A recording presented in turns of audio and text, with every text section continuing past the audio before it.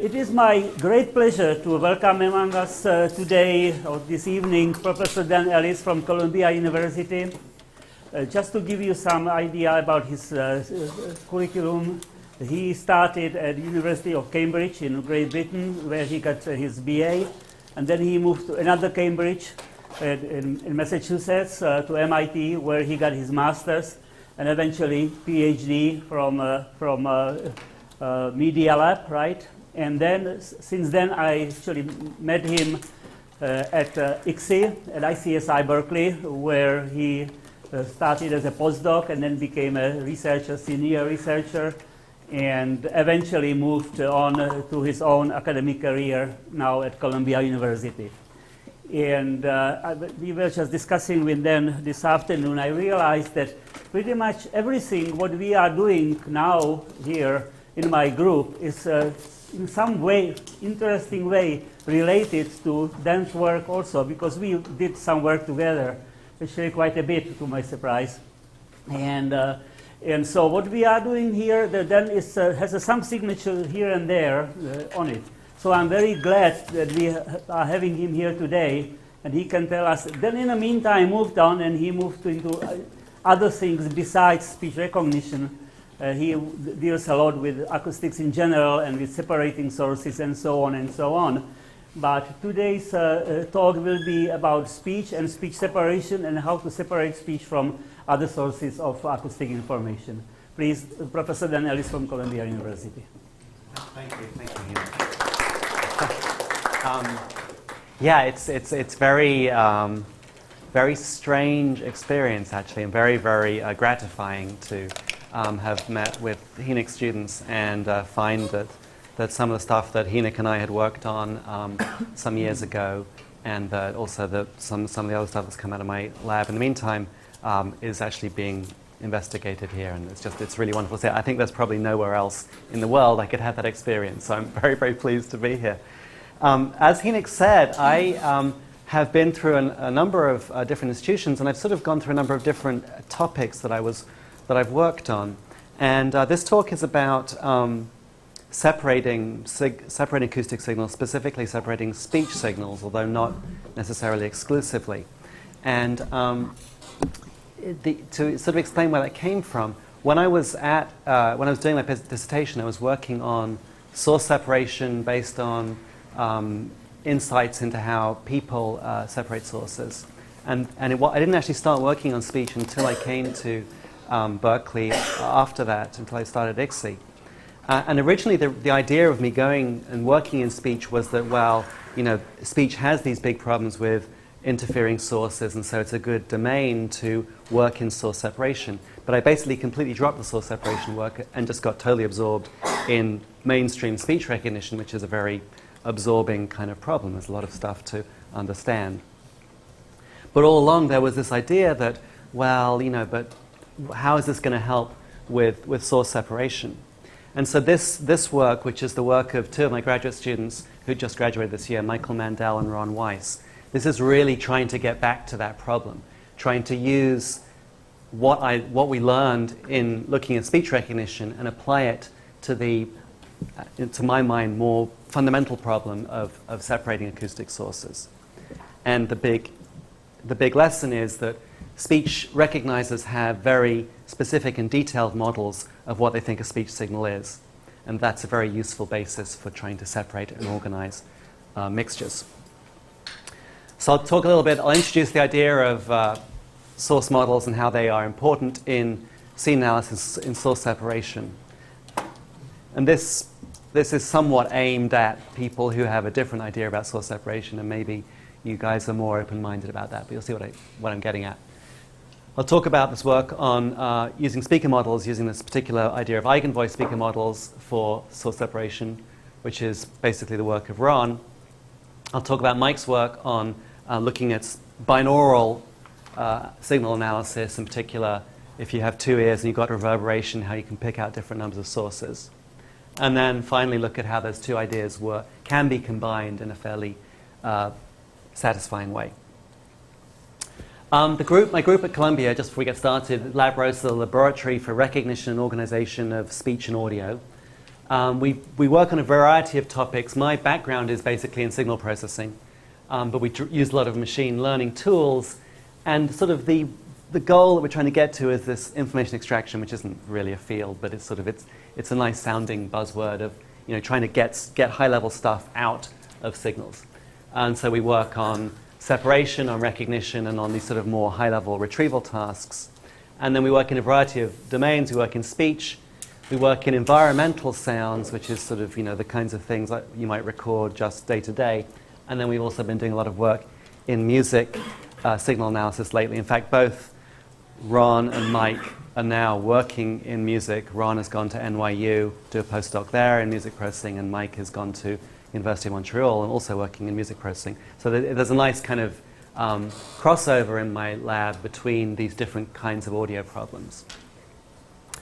Okay, so scene analysis, and I've been using this slide, this example, I think actually since I was in Berkeley, and this is a radio commercial. Let's just listen to it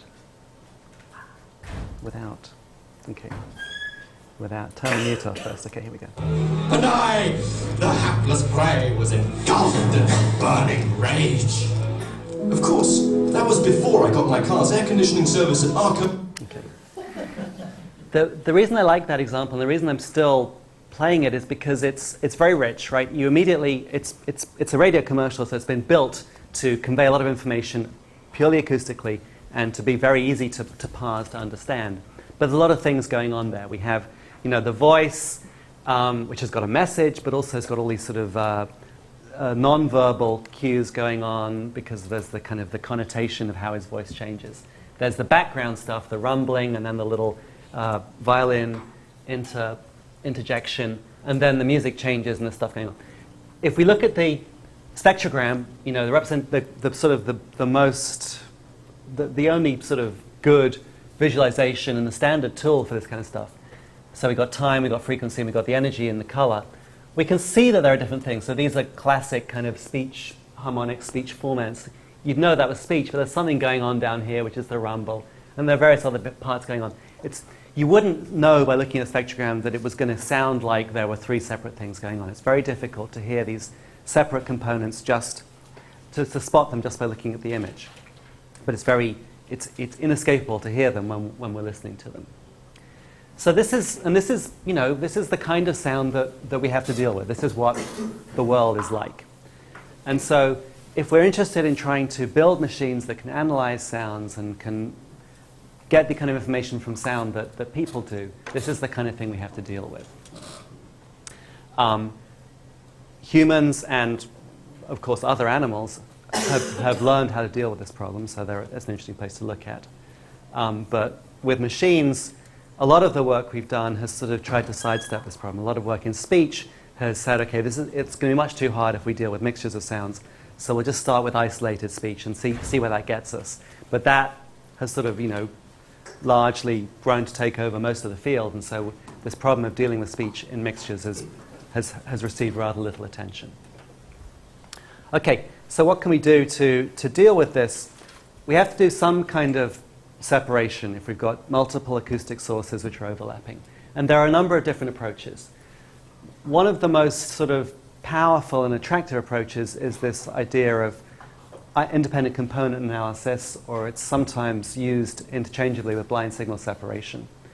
But the idea here is that, well, if we have, if for instance we had two sources and we mixed them together and then we had two microphones, it could be that there was some way of filtering the two microphones and then the two microphone outputs and summing them together such that you would cancel out one of the sources entirely and leave just the first source. Now, how would you know when you'd done that? Well, it turns out if you had two outputs and then you adjusted the parameters until they were entirely statistically independent, then the chances are that would mean that you'd completely eliminated one of the sources from one of them and the other source from the other. So that's the idea of independent component analysis, basically a way of finding those parameters such that you entirely cancel and thereby achieve the maximally statistically unrelated outputs. This is great in the situations where you can do that, but basically that means that you've got to have as many dimensions as your observation as you have dimensions of variation in your input. And in fact, that's not often the case. If, for instance, you have a spatially diffuse source, then this kind of cancellation technique is never going to get very much of your energy out. But it's very mathematically nice and compact and simple. This is the stuff I was doing in my dissertation work, the computational auditory scene analysis, which is really the opposite extreme.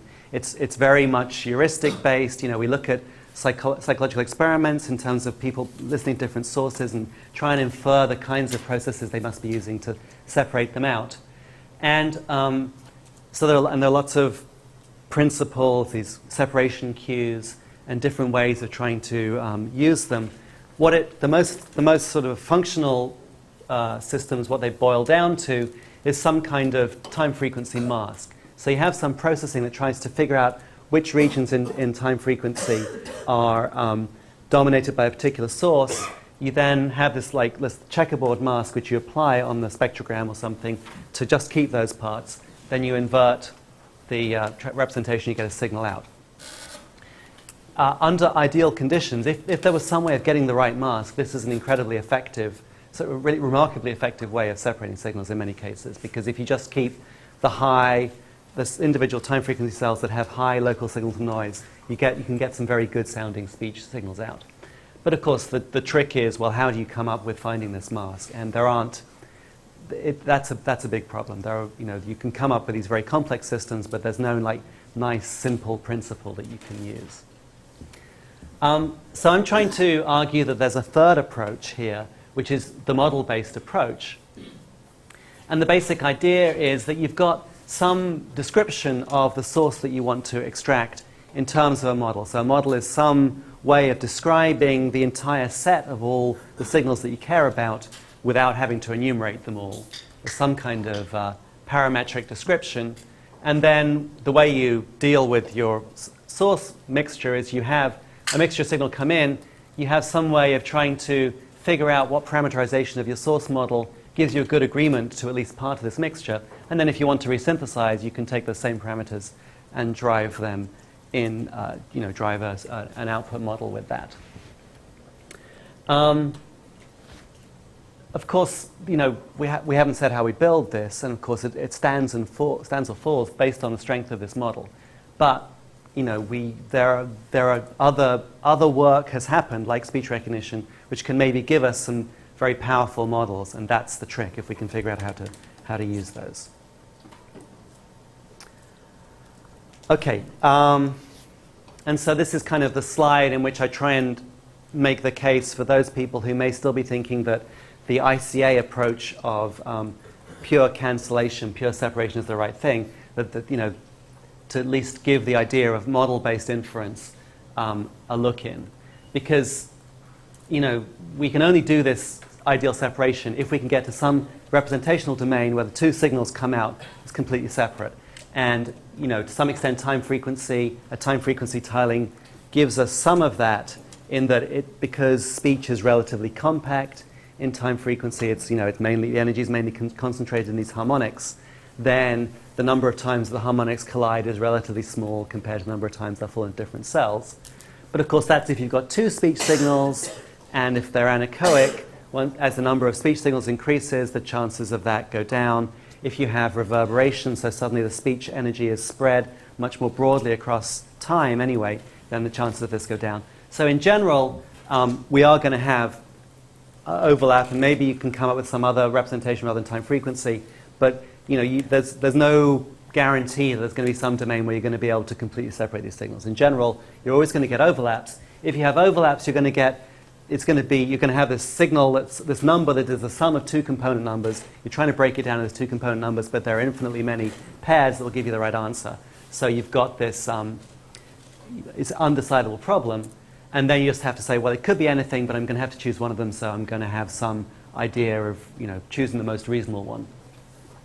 And the way to do that is to do it probabilistically, to say, well, what I really want to find is the probability of a set of sources given my combined observation, and then we can use Bayes' rule to break this down as, well, what's the probability of seeing this assuming that we factor out the probability of the actual observation, it's the probability of the observation given that particular set of sources times the probability of those individual source signals occurring given whatever model we had.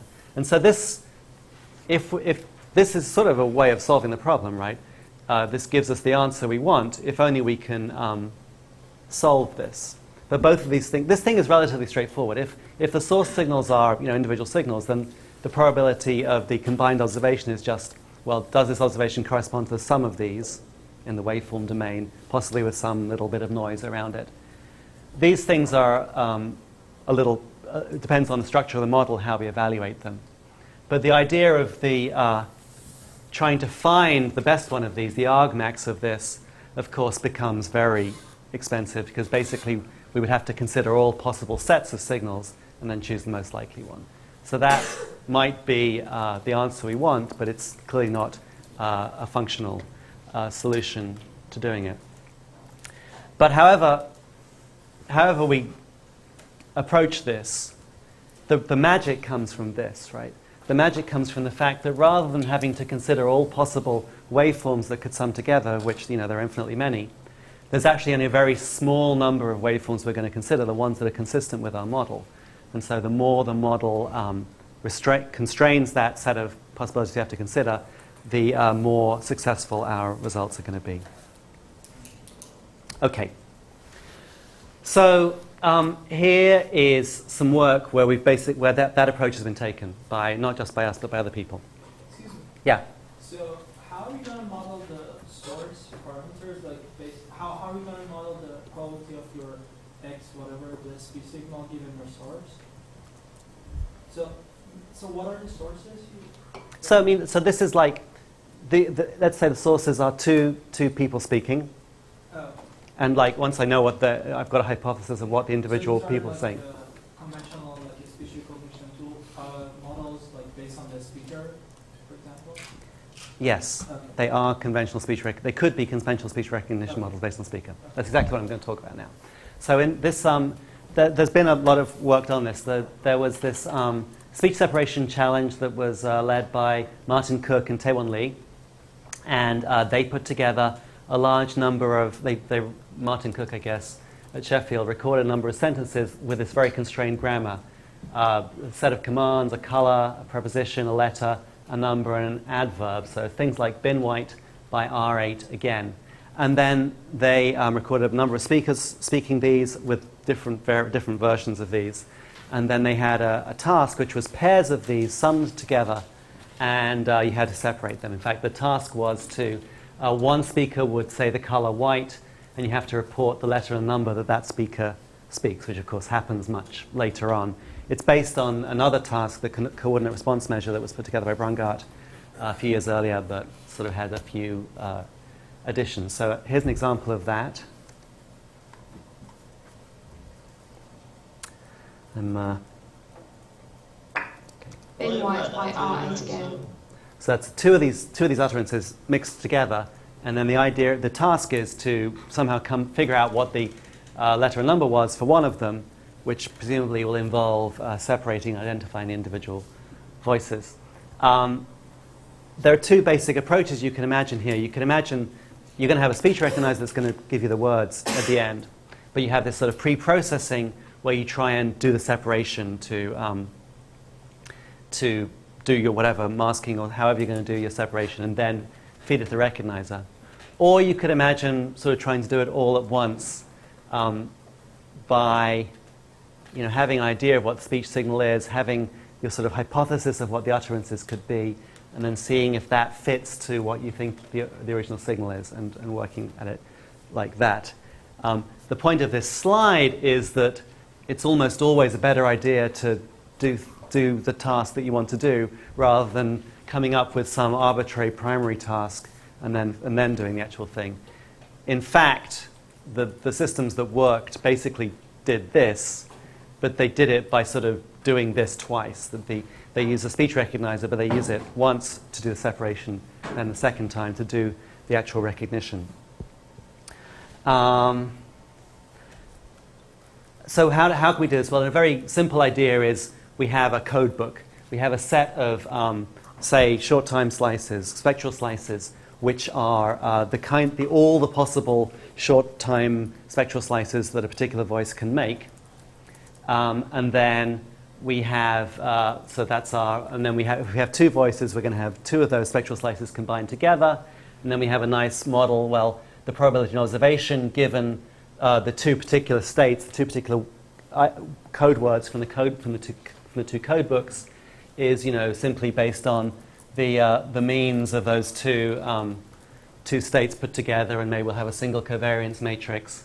And then we can find the best fitting pair of indices for every time sequence just by searching all overall possibilities. This is kind of instantaneous, like every state we're doing separately, but of course you can extend this out to have some kind of sequential constraints, so these things depend on the previous states, and there are only certain state sequences that are allowable.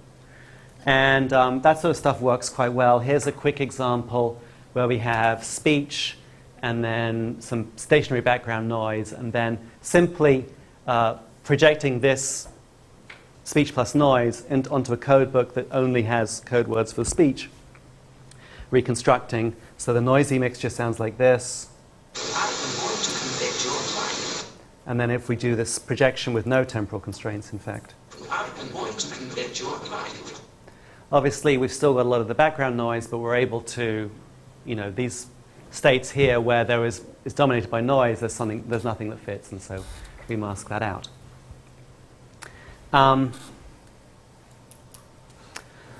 So to generalize that to a more complex model is this so-called factorial hidden Markov model approach, which actually dates back to 1990 Varga and Moore. And it's just what I described in the previous slide, but now with a hidden Markov model type constraint. So we have a sequence of hidden states, one for each voice, and then the observations, the actual signals, depend on both hidden states. But if I tell you what the hidden states are, if I give you the entire state set for the two models, you can come up with the observation probabilities, the appropriate observation probabilities of every possible combination of states. And so then finding the best fitting sequence is just this sort of search for a Viterbi path through the factorial state space, all possible states from each possible model, and there will be one best path through there. It's relatively efficient to find that. The only problem is that we have now suddenly, if we had n states in each model, rather than having to evaluate the likelihood of n states for every time step, it's n squared states for every time step. So then in the setting, what is the density you used on the yi? Would it be that you have, let's say, Gaussian associated with either of the states, and it's actually the max of the two? Is that the assumption? That wouldn't be bad, right? But obviously you can do better than that, because you know that, it depends what kind of normal. Suddenly normalization, which is normally not such a big problem in speech, becomes a very big issue, because if you've got a single voice, you can normalize the energy and it's fine, and you've got this gain independence. If you've got two voices, then suddenly what you expect when you add them together is going to depend on their relative gain quite a lot. But assuming that the relative gain is somehow controlled or not a big deal, then you can get, there's an optimal answer of like, well, if this is the representation of this one state, which can be in any domain, fold it back into the spectral domain, sum them together in the power, in power. The sum. Yeah, So exactly. Y is the sum of the two random variables that would have been produced by either one. Exactly. The representation may not be that linear domain, but you can trace it back to that. Yeah. Okay, so I mentioned the Cook and Lee speech separation challenge, and there was actually an evaluation. They ran an evaluation in 2006. There was a session at Interspeech 2006 where they had a bunch of people talking about different systems that they'd done for this. And the best system was this system from IBM, Christensen, Hershey et al., I think Pedersen and Rennie. And it did what I said before. It used a derivative of the large-scale IBM speech recognition system. And the key idea was that the task involved development data, which was individual utterances that you could mix together yourself. But they had development data for all of the 34, each of the 34 different speakers who were involved in the actual test set. So they were able to train individual per speaker, speaker-dependent models for each of those 34 speakers. And the first stage of their recognition process was to try and identify which two speakers were present by finding the combination of these speaker models that would best fit the data. Then they do their factorial HMM using the appropriate two speaker-dependent models. That gives them a sense of what the state sequences are. They then use those to go back and basically mask the time frequency domain representation of signal to pull out individual speaker signals, and then they pass it through another speech recognizer that actually gives them the word sequence so they can figure out which one it was. In response to Sanjeev's question, they use this Algonquin algorithm, which was Christensen's dissertation work, to deal with the problem of how you figure out which pair of Gaussians is most likely to have combined to give you the combined observation, rather than saying, well, it's going to be the larger of the two. It's like, well, it's not quite going to be the larger if they're approximately equal magnitude. And so they reckon that that gave them a significant advantage. The results are very exciting because they actually got performance that the organizers had run this on humans. They'd actually played humans these examples and asked them to do the same task. And this is like the first time in a sensible, realistic speech task that a machine could outdo a human, at least in some conditions. So this is error rate, so larger is worse. Blue is what happens if you just feed the mixture into a recognizer. That this is the signal-to-noise ratio. So here, the target voice is much quieter than the interfering voice, and so the unmodified recognizer makes large errors. The three colored ones are different versions of their recognizer with increasingly complex sequential constraints. And the gray, or the white, is the human performance. And so you see at high signal to noise, the human's a little bit better. But as the signal to noise gets sort of in the middle, their best system is actually significantly better than human performance. As the level gets very low, actually humans are once again better. This is because the human is able to say, I'm listening to the quieter voice and track that better than their system was. But in here, you see there's a significant difference. So that was very exciting, and was really an amazing system and fabulous work. Quick question. Yeah. So the color-coded conditions at the bottom, yeah. You have one for acoustic dynamics and one for grammar dynamics. Are those cumulative? Yes. So that's acoustic dynamics plus grammar dynamics. Thanks. Grammar dynamics is not. It's not simple to say what that was. This was grammar dynamics. I forget at what level. It's like, I think it is. They use the fact that they use a single grammar for the entire utterance. But this is in the separation part, not in the recognizer part. The recognizer always has the grammar dynamics, but they use it actually in the part that sort of estimates the part of the signal they're going to reconstruct. Okay, I'm actually not following in that case. I thought grammar dynamics meant something about using trigram models. Yeah, it is basically that, not doing that in the previous conditions. But yes. You're saying that they always have the trigram models. They use them twice in this condition, whereas in this condition they only use them in the final recognition. Here they use them both in the final recognition and in the first stage signal separation. Thank you. Okay. So the human performance seems to be highest at -3 dB. Yeah. It's the Yeah, worst it's worse, one. it's worse. It It becomes becomes about better. actually the same thing. So the human performance Yeah. seems to be worse when the interference is just a little bit louder than the thing. Okay. So the reason it gets better again is because here you've got this cue of level difference, and at some point it's going to get worse again, because you can't hear the other one. But here it's only 9 dB worse, and so you can actually it's more useful the fact that it's obviously the quieter one you want to listen to.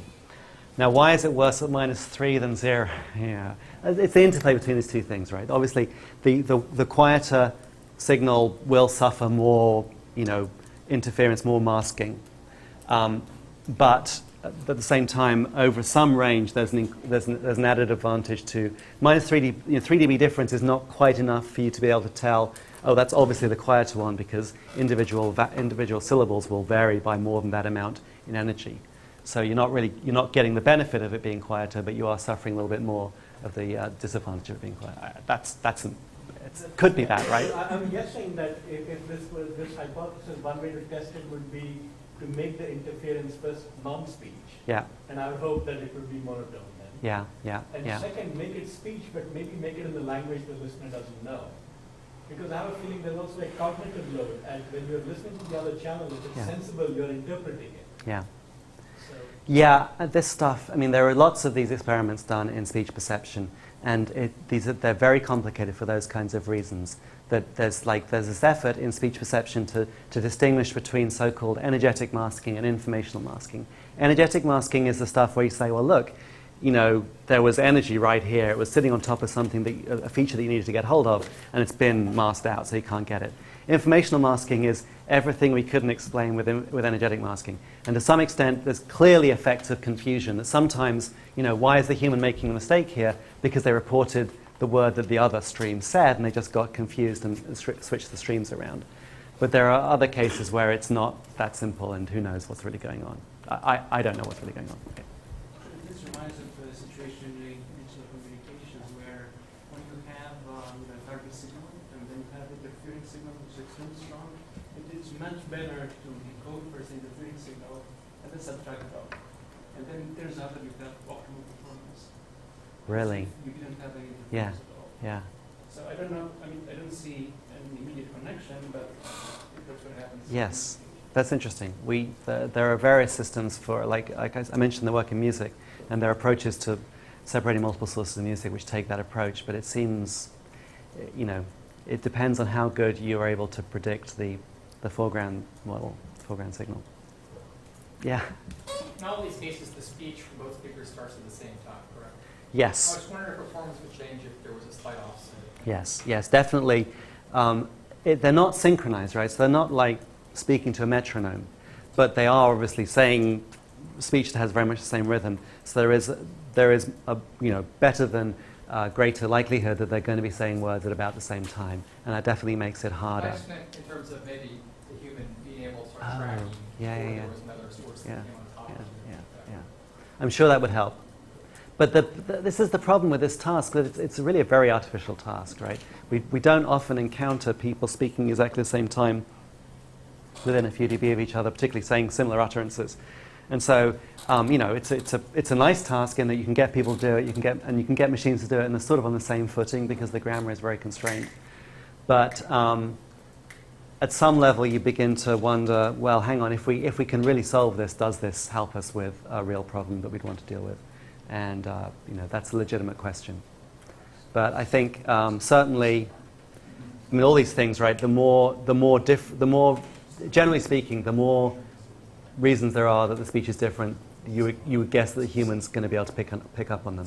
So if you give the human the opportunity to tune in to one speaker by having some unobstructed speech at the beginning, you think that would help. If they're different domains because one's speaking a different language or even just a different topic, you know, you'd think that would help. It's interesting, you know, sometimes you do the experiment and in fact it doesn't help. And so, aha, we've spotted a limitation. But in general, the humans are pretty good at using whatever information is available. Okay. Big white of F7 now. That's an example mixture from the IBM system, and this is their separation of one voice Play white at X82. and the other voice. Bin green with F7 now. That's a relatively easy case because it's different gender voices, so they lock onto them very well, but you hear the separation is really very impressive. Okay, so that was basically the starting point of this work, and the point is that it works great, but it depends on this having a detailed speaker-dependent model for every speaker in the task. And so, okay, it was an evaluation. They were very clever. They spotted this particular aspect of it they could take advantage of, but you don't often expect that to be a viable approach. That you know, in general, you're more likely to have a speech separation task where you don't actually know the voice of the speaker trying to separate. And here's the evidence for this. So this is signal-noise ratio, so measure of the reconstruction quality, where bigger is better here. And there are a lot of numbers here, but the main point here is this is where the speaker you're working on is in the set of speakers that you started with. The target speaker is one of the ones you have specific models for. And this is the case where you you hold that model out and you try and find, do the best you can, but you don't have the exactly fitting model. And we see that for this standard speaker-dependent approach, we get like more than 1 dB of worsening in SNR. The speech recognition performance is very sensitive to SNR at this level, so I don't have the numbers here, but it's a significant loss in speech recognition quality. And that's what you'd expect, right? That obviously if you can't find the right model, then you're not going to do so well. So the question is, how can we get around this? And so this is the idea of using a parametric speaker-dependent model. And the particular approach we're using is this idea of eigenvoices, which comes from Kuhn et al., a couple of papers in the late 90s and 2000. So the idea is we're going to take our speaker-dependent models, which is basically a lot of Gaussians, right? We've got phonemes or context-dependent phones, and each one is represented by a number of Gaussians. So we have this model which we can parameterize by the means and maybe the covariance matrices of a large number of Gaussians. And we can take those for all of our individual speakers, and then we can try and find a subspace in model space that covers all of these. And so it's this very simple idea that we put all our speaker models in some very high dimensional space, thousands of dimensions, and then we do something like principal component analysis to find a set of basis functions which will span all of our models as well as possible. So we end up with an overall speaker model which is, say we're just adapting the means of these Gaussians. We have the adaptive model being the sort of average voice plus some set of basis functions times a set of weights. And this set of weights is a low-dimensional vector of maybe 10 or 20 weights, which are the specific characteristics, the coordinates on this subspace that best fit our particular speaker. Interestingly, we can extend this as well to have some channel adaptation here. We can have a different set of weights which represent the way that the Gaussians will change if you have different channel characteristics. And then we can similarly, in principle anyway, estimate a set of coefficients to adapt to the channel. So here is an example. There are problems here. The problems are that you want to have your parameterization be consistent across all your speakers, meaning that you want every Gaussian in your different speaker models to correspond to the same kind of sound. We got around this by training a single speaker-independent model on all our data and then further adapting it to each individual speaker to give us a set of speaker-dependent models for each speaker, but where they were sort of all starting from the same points. There was good correspondence between all the parameters. So then we end up with a representation of our entire model. So here we have, whatever it is, 31 phones, and then each one has got maybe 8 Gaussians, and these are just the means. And so here's the overall global mean, the mu bar, and then here are a set of the first 3 eigenvoice dimensions. So what happens is, if we have a single one-dimensional speaker adaptive model, what it means is, well, when we add this eigenvoice dimension, we tend to increase the weight of these vowels in this region, around 4 kilohertz, above 4 kilohertz. So we're sort of shifting that formant up a bit. In fact, these are not separate gender models. So this is pretty much the shifts that we got to. It turns out that the first eigendimension, as you'd expect, is differentiating between male and female. So that's a pretty good indication of the differences between the male and female voices. These are kind of smooth spectral voices. So it's saying the formants are moving up and down, these higher formants. And then we have other dimensions here, which is one sort of adding some more energy in the high frequencies. That's like maybe a breathiness or some kind of voice quality dimension and some other things here. We actually ended up using up to the full set here, so we get full coverage of like 34 dimensions for 34 speaker models. But obviously that's something you can vary. Has anybody tried Laplacian eigenmaps for this? Just like for faces, there's Laplacian eigenfaces.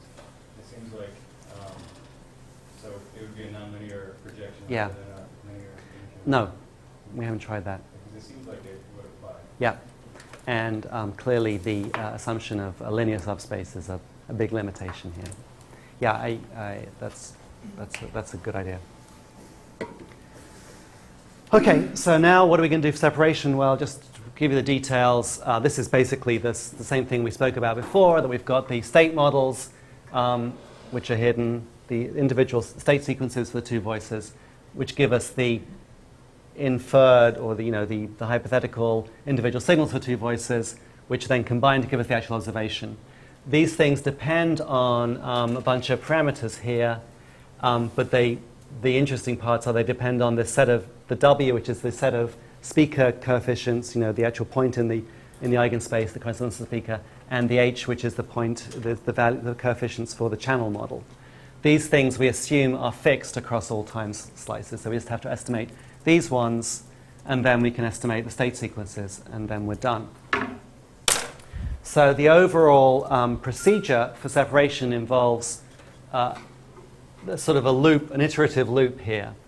So, and what Ron did for this diagram is that he's shown in shading the parts that are assumed known, right? So the observations are always known, but let's say we start off with some values for our speaker models and our channel models. Okay, and then we've got an actual pair of HMMs, so we can do this factorial HMM to get our best state sequence paths. Okay, then we've got these state sequences known here, and we can use those to try and to reconstruct the individual source signals. So we can have our best estimate of what the source signals would look like if they were not mixed together.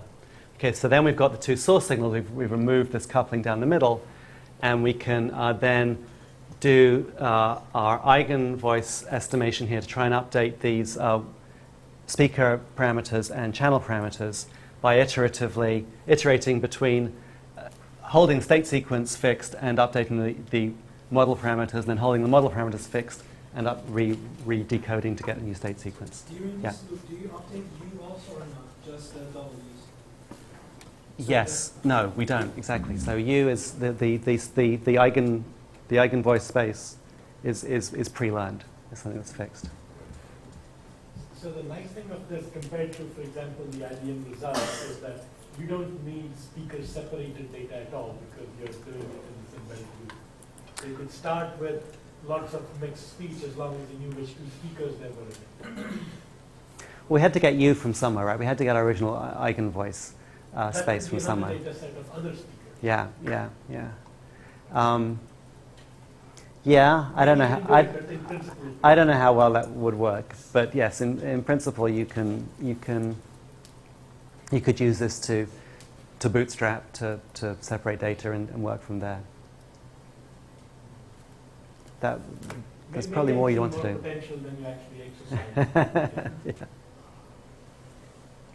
Okay, so that's just to be clear. There is, of course, a question of how do you get started here? And it turns out to be a very important question, a very difficult question, and one that we don't have a terribly nice answer for. Ron came up with an answer which worked pretty well, but it involved some very crude quantization of speaker models. Basically, if we could do a first pass, basically gender separation, if we had different genders, then we can get enough. Because this is basically local optimization. If you're far from the right answer, you may never get there.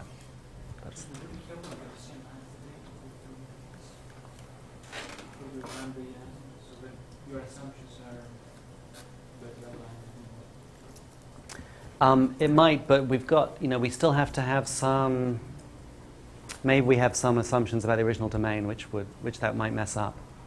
I don't know. That's an interesting idea. Okay, and here's the results. It's sort of, blue is using the actual speaker-dependent models. Green is the new system. Of course, we don't expect it to do as well as speaker-dependent in most cases because we're sacrificing that specific piece of knowledge that we know it's one of a discrete set of speakers. Orange is speaker independent, so using the same speaker model for both cases, and red is doing no separation, just feeding the mixed signal into the recognizer. And what we see is, yes, the speaker-adapted approach is between speaker independent and speaker dependent, But in many cases, so here's different gender, which means that it's actually, it's easier to do the separation because the voices are kind of different. In this case, we're very close to doing the same as the speaker-dependent models. Same gender, we're taking a bigger hit. And then same talker, well, both us and the speaker-dependent models are taking hit because essentially you don't have a big distinction between the two voices. You can't do that well with separate models. But on the whole, it sort of did what we wanted. Here's an example of separation based on the weakest model, speaker-independent. This is using the speaker-adapted model. And this is a speaker-dependent model, the best possible model. So in that example, we're much closer to the best model. Okay, so that's kind of that's the end of this story, at least for this part, which is we're able to produce a system for speech separation based on this idea of fitting two speaker models to the mixture, the combination, but without the constraint that we have to use. We have to know exactly which speakers are going to be present. Now, of course, in this task, we were using speaker adaptation, but the eigenspace was actually based on the speaker models. I can't remember whether these ones are based on eigenspaces where we hold out the test speaker or not. We did experiments with that, and obviously it's worse if you don't have the speaker model left. We also did experiments with using this speaker eigenspace and then trying to separate out timid voices, which were not at all like them. They were, American English rather than British English, and different channel conditions, and it's much, much worse, as you'd expect. But, we have some insight into how much, you can generalize across these different speaker models. Okay, so now in the remaining 12 minutes, I will talk about the second half of the work, which is this work by Mike Mandel on separating speech in binaural reverberant environments. So the idea is that we've got something like the situation that a listener deals with, where you have two ears, you have two or more sources, and then you're in an enclosed environment, so you have reflections. So the task is not just separating the sources from each other, but also separating them from the reflected versions, which in some degree behave like a large number of additional sources that are correlated with the original source. The basic model, so now how is this speech modeling? This is not yet using the source model of the kind we used in the previous work. Instead, what we're modeling now is the behavior of the spatial parameters, the spatial feature behavior. And so we're going to look at the ratio between the two signals, the left ear signal and the right ear signal. And we're going to model it as being frequency-dependent gain, which corresponds to a level difference between the two ears, and a timing difference, which is not frequency-dependent, right? This is a fixed timing difference across all frequencies, which corresponds to the path difference, the fact that the signal has to take different paths. But we're going to include a noise term here, which basically says, well, we're not going to get an exact match to this. We're going to have some approximation to this that varies with frequency and time. It's multiplicative here, so when we go into the log domain, it becomes an additive term. This is not particularly a good model of physics, but it makes the math much easier, and it turns out to work pretty well. What this is, apart from just the inexact, the fact that we're not quite modeling single signals, this is also going to absorb the distortion due to reverberation, the fact that there isn't just a single source direction signals are coming from. Here are some examples of what we're dealing with. So this is two individual sources in reverberation, the left and the right ear, and then the mixture of these two sources, the left and the right ear. So you sort of see, I don't think I have the sound examples, but you sort of see there are some sounds up here, some phonemes, there's some phonemes here, and you can sort of see here's this thing, here's this thing. So when you mix them together, you get the combination. These are our interoral parameters. So this is the interoral phase difference, which is the omega term. If we divide the two, left and the right, this is the e to the j omega t term, supposedly. And so you see for this source 1, we have this sort of rainbow effect where there's a lot of energy, which is because the tau here is non-zero. So omega tau, which is the phase difference, is increasing with frequency but wraps around. Here, source 2 is actually more or less straight ahead. So the phase where the signal is non-zero, we have a phase which is close to zero. And of course, elsewhere, where it's just background, we get kind of random values. And in the mixture, we see that there are some places which are looking like the rainbow picture, some places which are looking like the sort of light blue picture. So it's sort of different parts, different time frequency cells are dominated by different sources. And we, in some cases, we can pick those apart. Similarly, for level difference, you know, the source that's off to one side has a large level difference in certain frequency bands. The source that's straight ahead, the level difference is mostly zero because it's fairly symmetric. And then the mixture has a mixture of these two things going on. What is IPD? Interaural phase difference. Sorry, I cut that out, but it's basically this term here. So if I take the difference between the two ears, the two signals, the ratio of them, there's a phase term here, which is the interaural phase difference. Okay, so level difference is at the A of omega? Exactly, yeah. Okay. Yeah. So here are some empirical observations of these values. Here's the interaural phase difference for this source off at 75 degrees. I'll play you the single source in reverb. I keep on muting it and then forgetting I've muted it. Okay. Tim takes Sheila to see movies twice.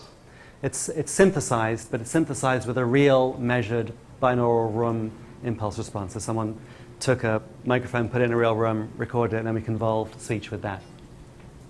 It's off to one side, so there's this constant phase difference. If you then, but it's based on an omega t, a linear phase term. So if you subtract that out for the right time, you get something which is centered around zero, but it has this spread, and the spread is mainly due to the reverberation. If you did this with anechoic data, it would be a very, very nice tight line. Similarly, there's level difference here, and again, you have this spread, and this is typical of reverberation, that it has a very dense behavior with respect to frequency, so you get a spread. So even though the reverberation is deterministic, right, we're just convolving with a fixed signal, when you look at it in any kind of average performance like this, you see something that looks like this random spread applied to the data. So here's the model, which they called the model-based EM source separation localization, or MESL. And the idea is we're going to come up with this mask, and this is a two-source mask, so a source either belongs to one source or the other, but you can have it for larger numbers. We did experiments particularly with 3 sources. And then you have a set of parameters, and you have parameters for each of your individual sources. And the parameters are the time difference, the tau parameter that you expect, but it's a distribution over the taus, because it's this sort of EM-type process where we're trying to find the distribution of our known parameters. A level difference, in this case, we're estimating frequency-dependent level differences. And then we've got the actual observations here. And these observations are pooled across all the cells that have been assigned to that particular source, again, in a fuzzy, in a soft way, in a posterior probability way. So you, in the E step, you assign each spectrogram point to one of the models based on the current set of model parameters.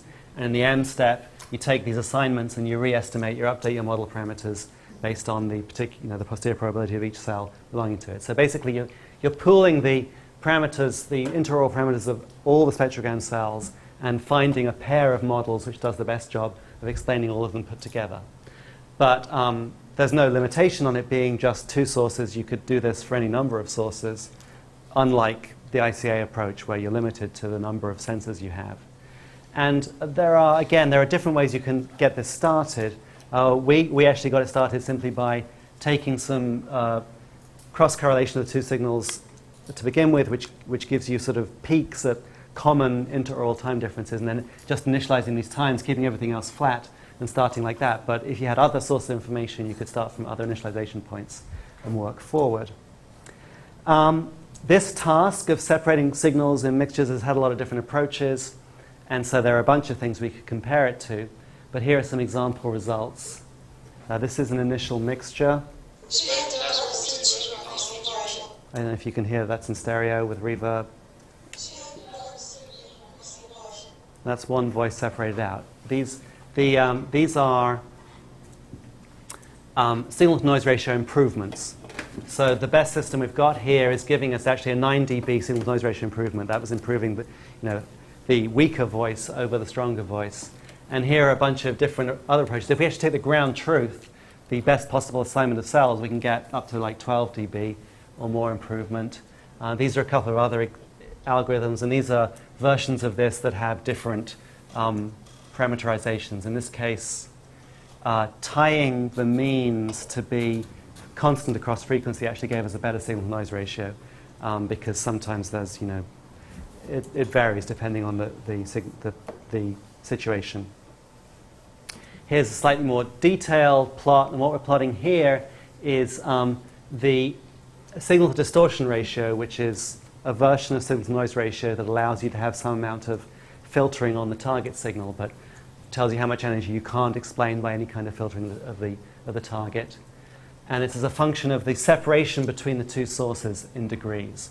And so as they get closer to here, the sources are very close together, so trying to separate them by interoral parameters becomes harder. And there are three conditions here. Anechoic with two voices, so this is two voices but no reverb. Reverb with two voices, that's adding reverberation. And then reverb with three voices, so this is getting progressively harder.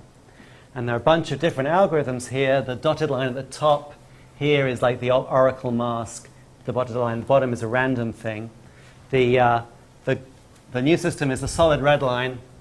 And this green line is actually an independent component analysis-based system, a filtering and cancellation system.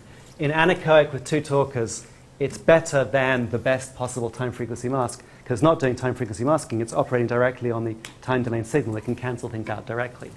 But the moment we add reverberation, suddenly its ability to steer this null right onto the interfering speaker doesn't help it very much, because there's all this reverberation coming from everywhere. It falls down, does much worse.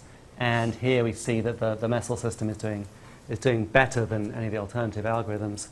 And even with three speakers, the cancellation scheme can't even do it, because it can't cancel two things at once. But the Messel schemes are doing better, at least in terms of the SDR, than some of these other comparison state-of-the-art systems. We're sort of interested in, improving signal is nice, but signal energy is a little bit treacherous to deal with, because you can, if you delete, some energy is more important than others. So a better way to look at this, or certainly a very alternative view, is to look at something like signal recognition, speech recognition performance. So here are results on ASR, percent correct, so we're trying to improve, get higher, and as a function of the target to masker ratio for a particular separation. And this again is a task that has been tried on humans, and the performance looks something like this. So as the ratio gets higher, you get better performance. This graph is just using a variety of ground truth-based masks, just to show how the speech recognizer performs. This DP oracle is a mask that just looks at the direct path, tries to basically figure out which part of the speech is not reverberant, and just keep that part of the target. And actually, it's a pretty close match to the human performance, which is kind of interesting. Oracle is just keeping all the signal from the target, including reverberation. Oracle all rev is keeping all the target reverberation and all the interference reverberation, but eliminating all the direct path of the interference. So it's like, well, it's as if your separation system was doing a good job of removing the direct path of the interferer, but nothing else. And then green is just what happens if you don't do anything. You just feed the mixer straight in. And so we see the Oracle all rev is little better than just throwing everything in. Here are the results of the actual algorithmic systems. And here, although Messel came out top in terms of signal to distortion ratio, it's actually not quite as good as the system from Sawada et al. In Japan in terms of recognition performance. But the real point is that they're all kind of in the same bunch, and they're all very much close to this Oracle all rev. And so what we are arguing here is that these separation systems are all the good stuff they're doing is mainly removing the direct path target, which is the easy part. But the reverberation, they're not able to really separate that out from either signal. And that's kind of, unfortunately, that's very damaging for the speech recognizer. Okay, so let me just quickly wrap up by telling you how we put these two things together. Basically, so that we've got this spatial separation system which just is working on a model of what happens to a signal, what happens to its interaural between channel characteristics with different spatial locations and with reverberation. That was the second part. The first part was the system of having particular voice models and using those to try and figure out if you've got a mixture that it must be composed of two voices. So we can put this all together and just do it all in EM. It's already an EM framework. So we can, we basically have a mask which is a combination of how likely is this cell to have come from this particular source with these speaker characteristics and this particular speech sequence with possibly, with these spatial characteristics or these speaker characteristics. So here's the model of the whole thing. Now we have our observations in terms of the interoral parameters, and we also now are going to try and directly model the individual left and right speaker channels because we're going to use the speech models. So in the spatial model, we have the models of the ITDs and the ILDs, the tone differences and level differences.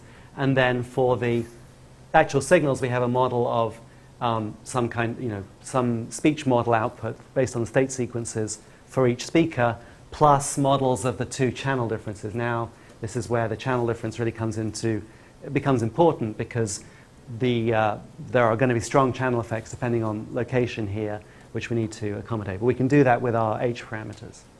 And then we end up with these different masks, and we can then repeat and update the whole thing. And it helps, right? So here's the result of a two-way mask for different systems. Here's the basic MESL, which is giving us like 6 dB of an improvement. Here's MESL using just a fixed speaker model, so the same speaker model, but with appropriate temporal constraints for both voices, gives us a very significant, more than 4.3 dB improvement here. Here's using the actual eigenvoice, which so we actually adapt the model separately for the two speakers. That gives us a slight improvement, which is kind of disappointing, but it's sort of satisfying that we're able to put it into place at all. What's the next slide? Yeah, so here are the results as a function of SNR improvement, as a function of separation angle, and again we see that actually the MESL is the red line. Anechoic, everything sort of tends to plateau. But once we add reverb, the impact of adding these source models is from the red line to the blue and green lines, and we see that it's a big improvement. And basically, what's interesting is that what happens is the separation improves because the spatial parameter estimates, the ITD and the ILD, they get better. But it's the way that it's able to get better estimates of those interoral parameters is because of the constraints that the speech model says. The speech model says, based on your model parameters alone, you were trying to include these regions of time frequency. But based on the speech model, they're not plausibly part of the same source, so don't include them. And that leads to a tighter model of the individual interoral parameters that gives better separation. Okay, so that's basically it. A few examples of future work. On the speaker modeling eigenvoice models, there's this point that was raised, like, well, this is a very simple linear model of this parameter space. It's almost certainly, it's not linear, it's not planar. So we can think of different ways of trying to improve that model. We had this problem with, like I mentioned, with Timit, that actually a lot of it seemed to be that because it was a difference between red speech and spontaneous speech, that the Timit speakers, for one thing, were not Timit. We were using switchboard. The switchboard speakers were not speaking at all like these red speech speech separation challenge speakers. So there's clearly you need models that can cover not just various variations in speaker, but also variations in speaking style. The work with reverberation, there's some stuff I didn't get to report on breaking down the reverberation into different parts, the direct path, the early echoes, the late reverb. There's a lot of structure in the early echoes. The first few 10 milliseconds of a reverberant tail is a lot of discrete reflections from particular surfaces. And it seems like we could probably model those. At the moment, we're just sort of averaging them all together and saying they tend to mess up the estimated ITD a little bit. But if we actually model them directly, it seems like you could do better. But also there's this thing about, so what's really going on? Why is it really not helping us in speech recognition to fix this up? And I think we sort of got the beginnings of that it seemed like, well, it's behaving as if we're not removing the reverb, but the reverb of the interferer, and that's what's really hurting us. And so there's more study to be done there. this whole approach, we're also looking at applying in other domains. I mentioned that we worked in music, and so I've got one student working on applying the same idea, but doing it for separating musical sources, where you have a model space, a combined model space of different instrument tones, which you can call eigen instruments. So, in conclusion, the motivation of this work and this talk is the idea that if we want to separate out these source mixtures, then we need additional constraints, and the source models, the information about how individual sources behave, is going to provide us with the constraints we need to do that. We showed how you could do that in a fairly nice way for voice by using this parametric space of speech models, of voice models. And then we showed how you could have a model of the behavior of intraoral parameters or spatial parameters to handle situations that have not been well handled previously, including more sources than signals and signals in reverberation. And then we showed how these two things could be combined into a combined fused source separation system. Thank you.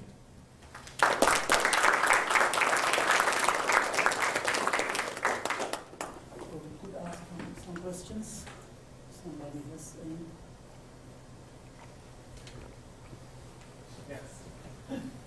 So I have a couple of questions. One is just for fun, the Eigen Instruments project. Yeah. I would think that if what you're trying to do is source separation when you have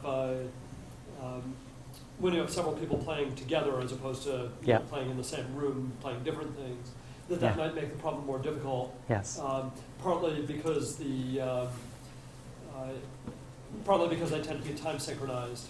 So that throws away some information that's probably very useful when you have two speakers who are not having all their word onsets or syllable onsets in the same place. Yeah. Also because if you, it depends on the genre of music, but for string quartets, I guess, or violin duets, you tend to get instruments that are matched for timbre deliberately.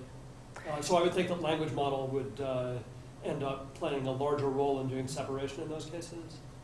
Yeah, it's interesting. We haven't tried it with. We're certainly having problems. The problems that you mentioned.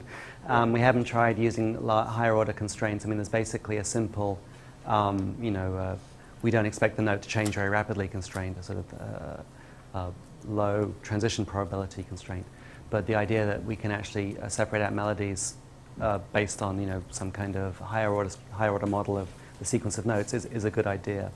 At the moment, we're trying to just work in a situation where we do have more distinctive instruments mixed together, because that seems like an interesting thing to be able to use in that context, and something it's also more useful because jazz is what needs to be transcribed. Classical music is already transcribed. Right.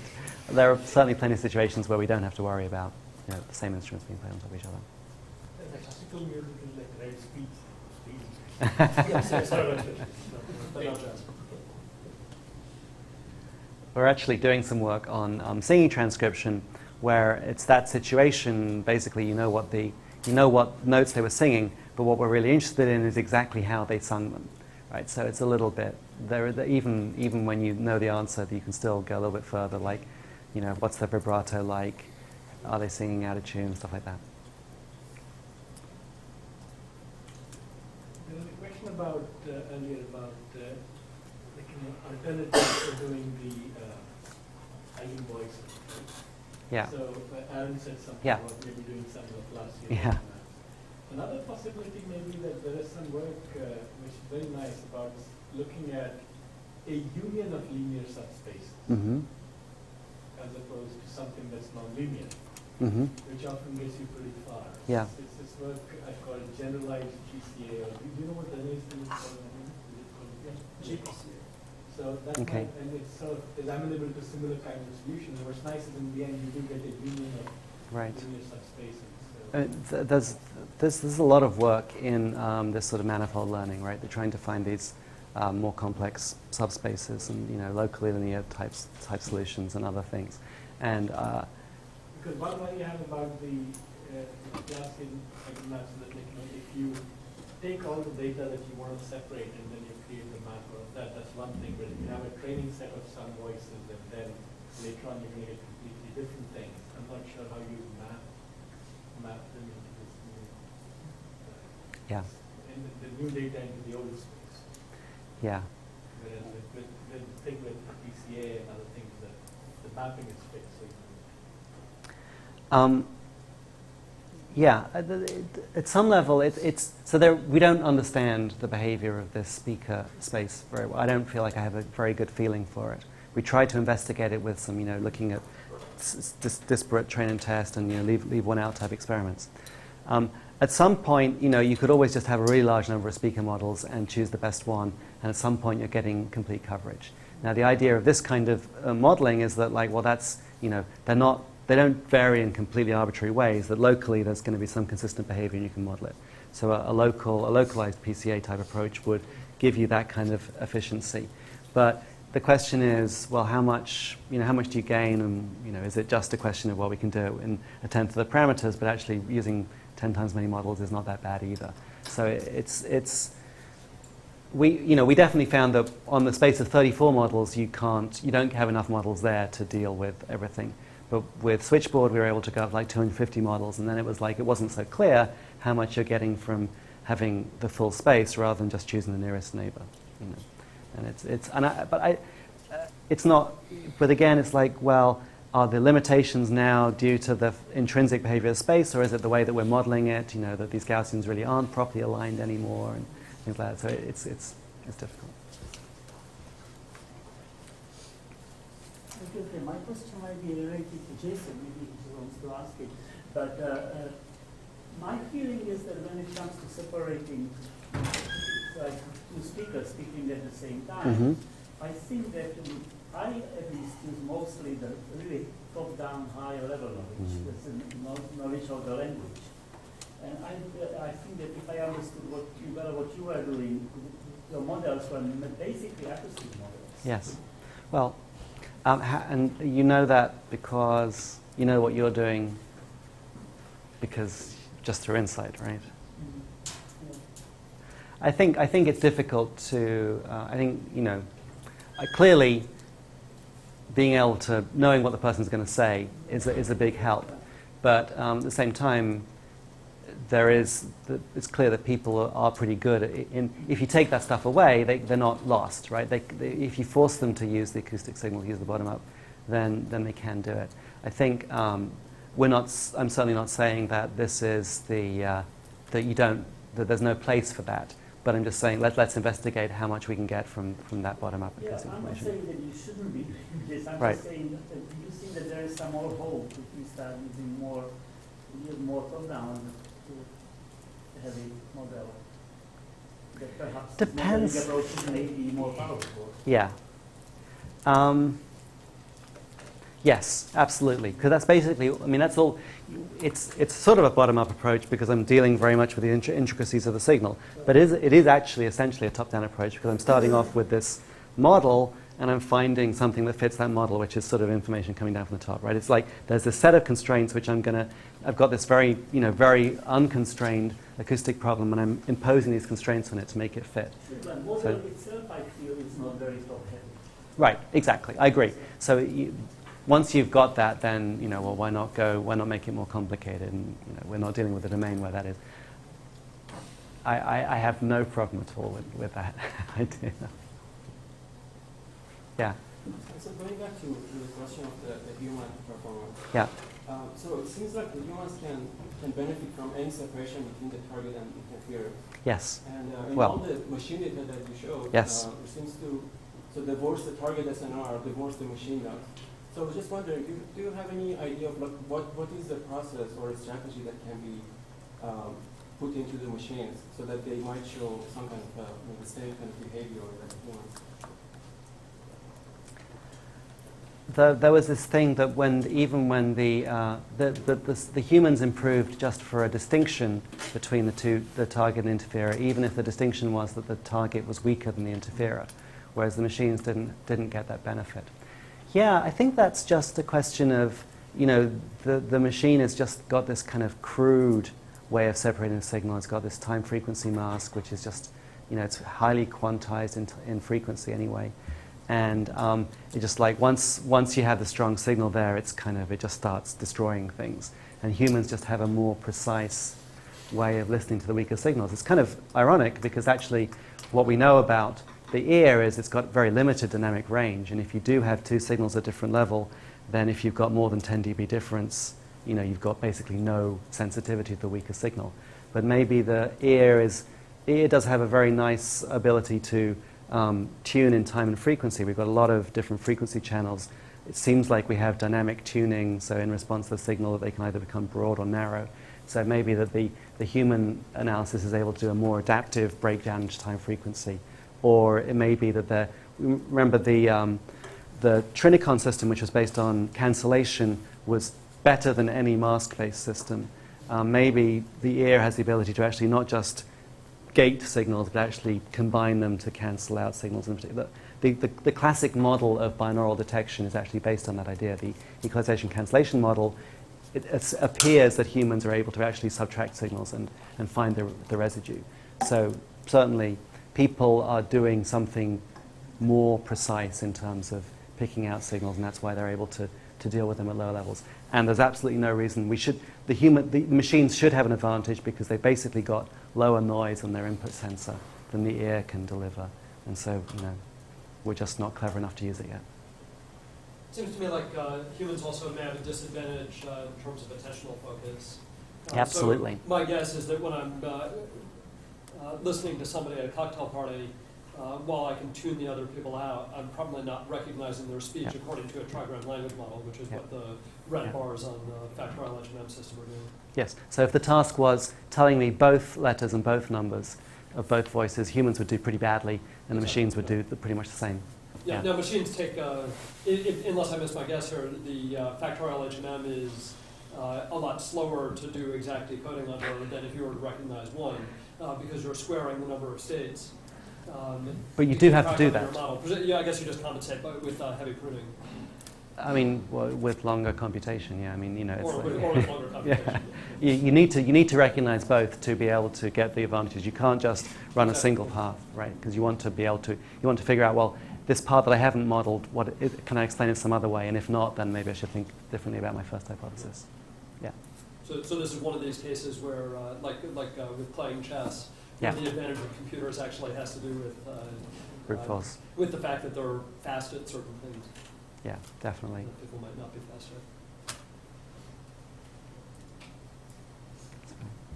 The audience is to be happy. Okay. Thank you very much. All right, thank you.